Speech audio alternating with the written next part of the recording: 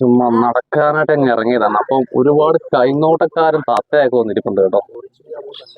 അപ്പോ നമുക്ക് എവിടെയെങ്കിലും പോയി നമ്മളെ തത്തേനെ കൊണ്ട് നെടിപ്പിച്ചാലോ എന്നൊരാഗ്രഹം. ഒരു ഉപജീവന മാർഗമായിട്ടൊന്നും നിൽക്കണല്ലേ.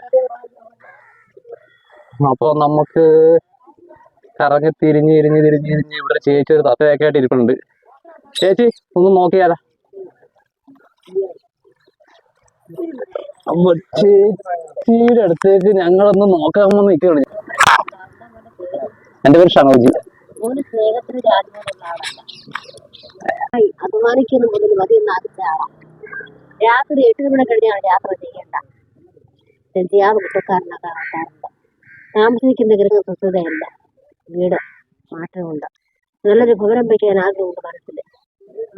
പുതിയ ഗൃഹം വയ്ക്കുമ്പോൾ ഇരുമുറി പൂജാമുറിയാക്കണം കേട്ടോ. ശിവനെ ആരാധിക്കണം പോലെ ശിവന്റെ അനുഗ്രഹങ്ങളുണ്ട് അവിടെ. കുടുംബ ദൈവങ്ങളാണ് അനുഗ്രഹം. പക്ഷെ എന്നാലും കൂടാതെ സന്താനത്തിന് ബുദ്ധി കൊടുക്കണം കേട്ടോ.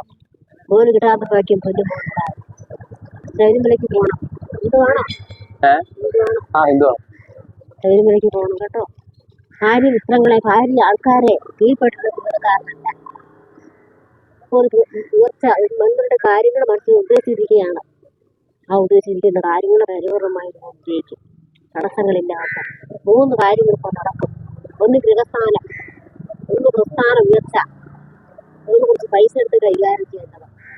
ഈ മകരമാസമാകട്ടെ നോമ്പലുകൾ നമുക്ക് ചേർന്ന് സന്തോഷിക്കാനുള്ള ഭാഗ്യം മുഖ്യത്വത്തിന്റെ അനുഗ്രഹം.